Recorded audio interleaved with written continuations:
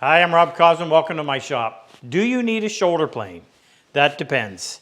Now, what I want to do is give you that information so that you can make an informed decision. Either buy the tool or save that money for something else. Stay with us. I'm Rob Cosman and welcome to my shop. We make it our job to help take your woodworking to the next level. If you're new and you haven't subscribed, please do so. Hit the notification bell so you'll receive alerts when we release a new video. And anytime we use a special tool, we'll always leave a description down below. All right, let's get to work. So this is a shoulder plane.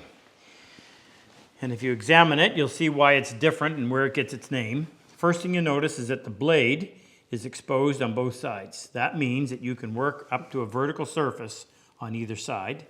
You'll also notice that there's more surface area on the sides than there is on the sole. And its primary function, hence the name shoulder plane, is to trim the end grain shoulder that surrounds what's called the tenon. So when this portion goes into the mating hole in the opposite piece of wood, if this shoulder is square to the tenon and continuous all the way around, it makes a nice clean joint. And as I said, the shoulder plane is primarily done for that. But there are other functions for it. So the question is, what are those other functions?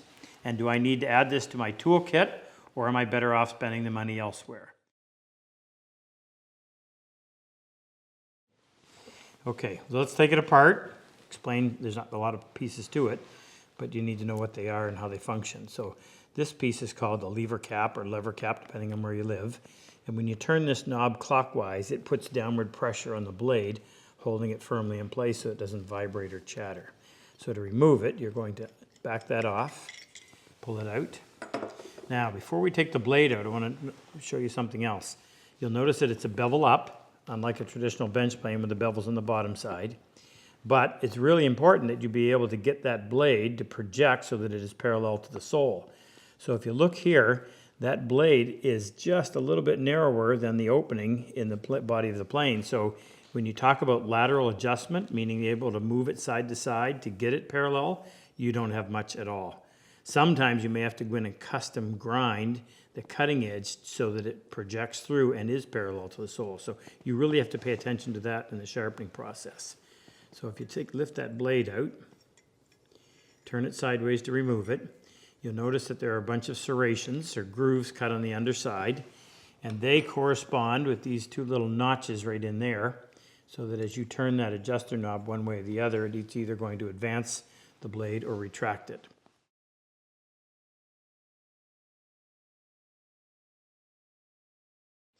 So when we put this in, obviously you don't want to bang anything with that nice sharp edge. So lay that in there like so, and I use my fingers to control that as I turn it. Now, just move it forward. And you want those little slots to engage. Then put your lever cap in and snug that up. Snug but not overly tight because we need to be able to make adjustments. Now, we have a throat plate or front portion of this sole, and we can adjust it, meaning we can move it close or away. If we need to control tear out, then we're going to have it really close, but I'm going to pull it back just enough so I can make this adjustment first. Now you can sight down the sole, and in doing so you can see the blade as it comes up out of the throat. Now that's a way too coarse of a setting. So but I do want to make sure that it's parallel, and I'll do it as best I can by eye, and then I'll retract it, and I'm going to pull it all the way in until it disappears. And when I say disappears, meaning I can no longer see that little thin black line. Make sure my lateral adjustment, make sure my adjuster knob is tight. Now, if I'm going to be working on the left side of my plane, I'm going to lay it on a flat, solid surface and push it down hard, and that will align the blade so it's flush with the side of the plane. Now I'm just going to use a piece of scrap and get this so that I'm getting a shaving that is uniform width. Okay, so this appears to be taking a little too much off of one side. So I'm going to loosen this up just a little bit and see if I can't slide that over ever so slightly.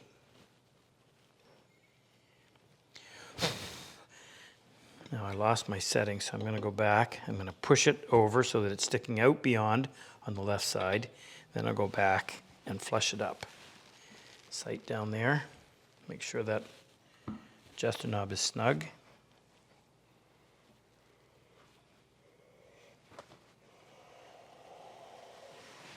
That seems to be pretty good. Never hurts to have a little bit of plane wax on there just to reduce the friction.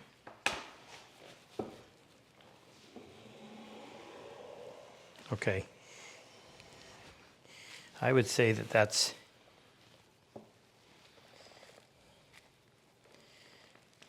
that first part where I had no, actually, you know what? It still looks a little bit light.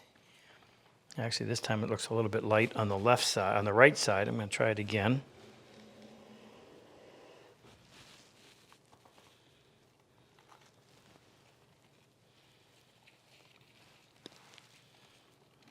Maybe not. Okay, we're flush on the left side. We've got, our projection is such that it's parallel to the sole. So at this point, we can go ahead and use it. Now, I've got the throat's really open, and typically when you're trimming end grain on the shoulders of the tenon, you don't really need to worry about the throat, but I'm going to close it a little bit rather than have a big gap like that. As long as there's enough for the shaving to come out, and then snug that up so it holds it good and tight. And one of the other thing I'll point out about this particular one, it's hollow underneath the lever cap, and I find that really convenient because your fingers can go up in there, squeeze it on the side, and you have a lot of control. Okay, shoulder plane nice and sharp. So, as we mentioned, its function is to produce nice square shoulders. So when you put your mortise and tenon together, that line closes nice and tight, which means it's got to be straight, and if it's a square joint, then that shoulder needs to be perpendicular to that edge, and it needs to be square in here as well. It can be slightly undercut, but it certainly can't have anything in the corner or be sloping this way, which wouldn't come tight. Now, a lot of people, or a lot of suggestions are often made that you saw away from the line and then use your shoulder plane to cut back to it. Well, I don't like doing it that way. Why not do it right the first time, or at least shoot for that? So here's my suggestion, and we've done a video on this. We'll leave a link below, but I'll give you a quick demonstration. So here's a piece of pine. The plumb cuts are already made on the tenon. So I'm going to come in with a really sharp, and note that word sharp. The sharper it is, the better it's going to work. Sharp marking gauge, and I'm going to come in and I'm going to make a nice deep cut. The way the marking gauge works, the bevel's on the inside, so the part you're keeping produces a nice square shoulder. And we would go all the way around with this. I'm just going to demonstrate one side. But you want that to be nice and deep. I'm even going to do it again. Now, if I've got a good small crosscut saw, I should be able to come in, or at least I'm going to attempt to come in and cut right to that line. But you can help yourself by taking a sharp chisel and just creating a little shoulder, another shoulder, by cutting on a bit of an angle in the waist. This is the waist. Now what that's done is produced a little shoulder that I can reference my saw against. So this is called a bench hook, and it just it acts as a sacrificial piece so that you're not sawing into your bench. So I'm going to hold that out over the end. I'm going to squeeze the two pieces together, free up my index finger to come in here and help anchor that saw in position, get it referenced right up against that shoulder. You're going to make a plumb cut as well as a square cut. Don't go too deep.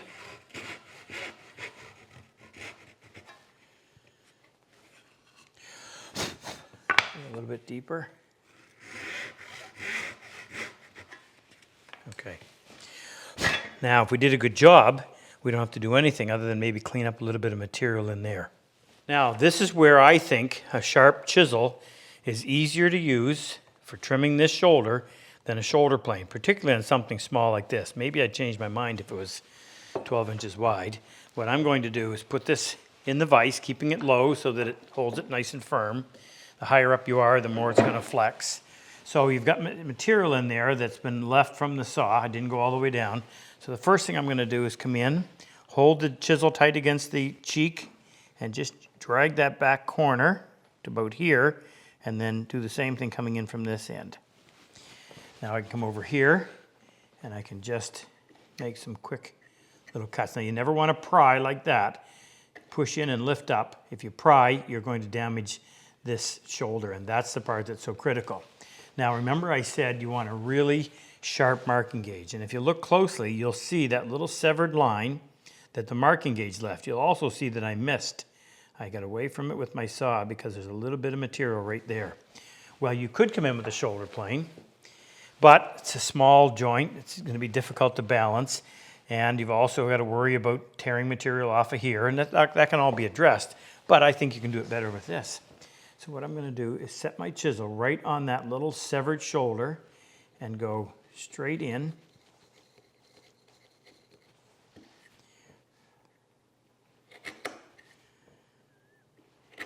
And by referencing on that little shoulder left from the marking gauge, you know you're getting it in the perfect spot.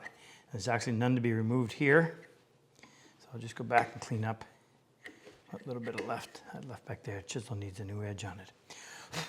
Now that doesn't take very long, even if you had to do the other side and both ends. But at least attempt to get it right from the saw the first time, and if you screw up, then you can come in and fix it with either your chisel or your shoulder plane.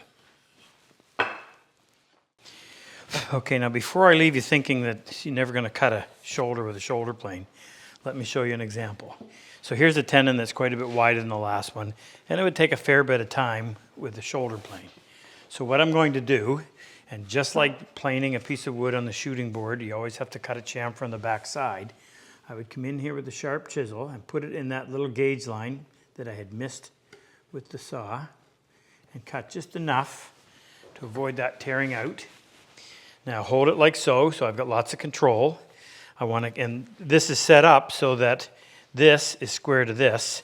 So if I lay the side of this plane up against the side of that tenon, and the blade is parallel to the sole, and that's something I have to verify, and we did, then that should result in a nice square shoulder.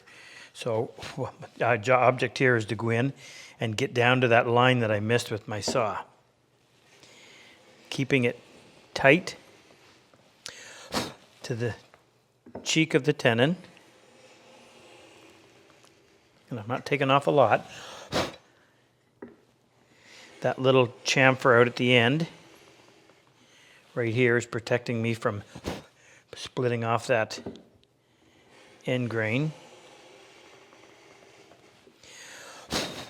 I could take a heavier cut, but depending on how much you need to remove. Of course, the object here is you've got to keep that side of the plane tight to this cheek. And then I'm just going to watch my gauge line. I'm going to try taking just a little heavier.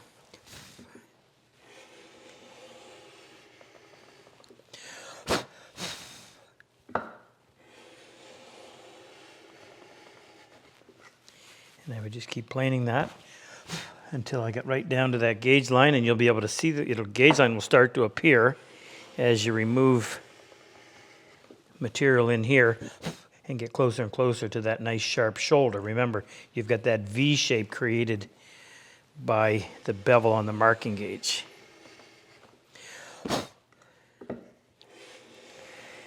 Now, there's a challenge here, because if you have to do this to both sides, you've got to get this side to be exactly the same as this side, and that becomes a little bit of an issue. That's where you really need to pay attention to that gauge line. Next job for a shoulder plane. There are a lot of folks that prefer to use it to reduce the thickness of the tendon. So if you didn't get this perfect from the saw, the tendon saw, now you've got to come in and correct it. And most frequently, the problem is that this surface is no longer parallel to this. So your saw has sloped on you one way or the other. And in order for it to fit in that mortise that has been cut, and remember the mortise, the inside walls are parallel to each other top to bottom. That's why you end up with a good joint. This has to match. Well, you can do this with a shoulder plane, but I'm going to show you a better tool. The problem with using a shoulder plane is you're going to have to make overlapping passes. And by that I mean this tenon is wider than the blade. So it allows me to get right into the corner, which is good.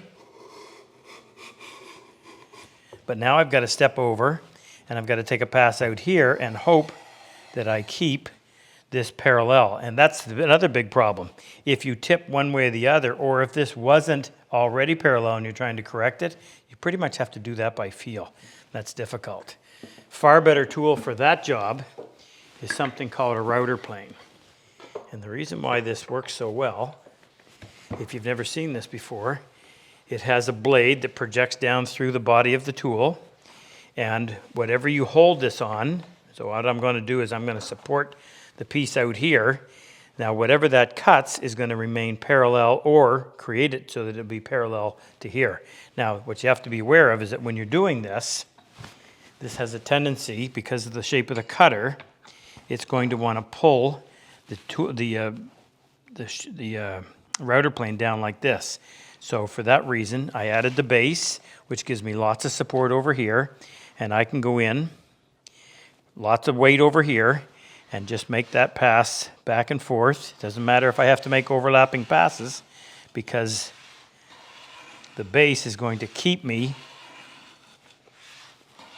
in the same spot in relation to the top.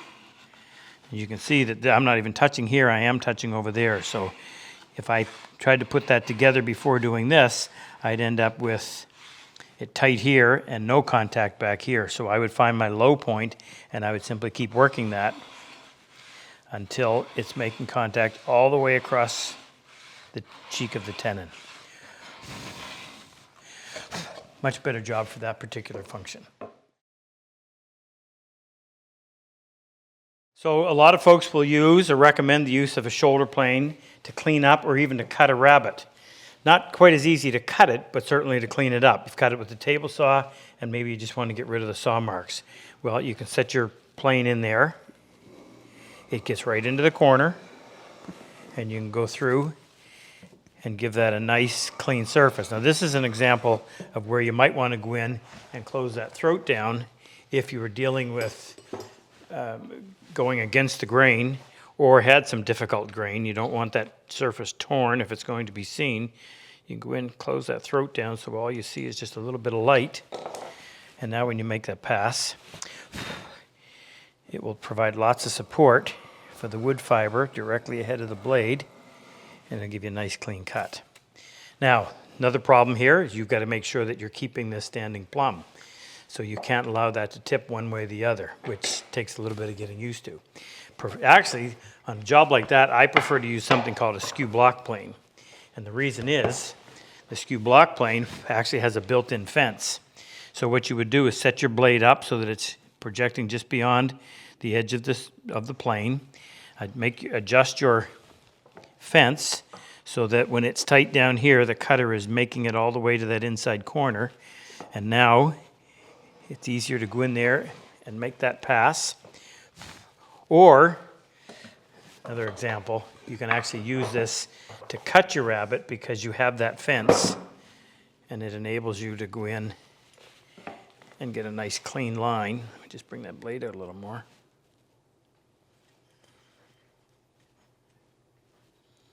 Always want that blade sticking just out beyond the edge. That's a heavy cut. And if I was going to be making a deep rabbet,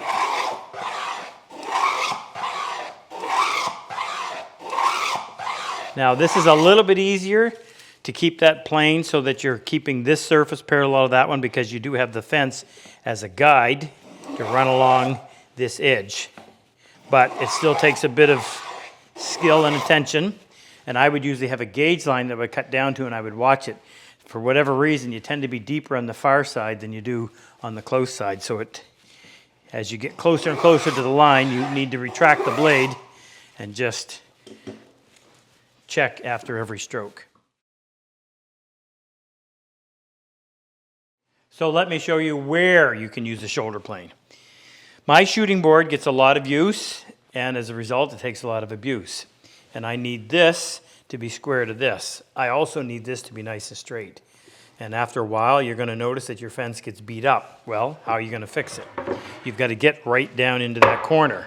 Well, I would put mine in my bench. Now, you're going to need a shoulder plane that has a greater capacity than the one I was using, because this is taller than this blade is wide. Set that so that it is flush with the bottom side, whichever way you're going to push it.